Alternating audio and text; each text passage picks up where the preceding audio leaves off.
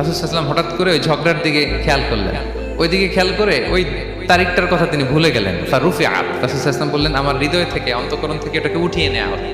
এখন আমি মনেই করতে পারছি না এটা কি 23 না 25 না 27 না 29, আমি মনে করতে পারছি না।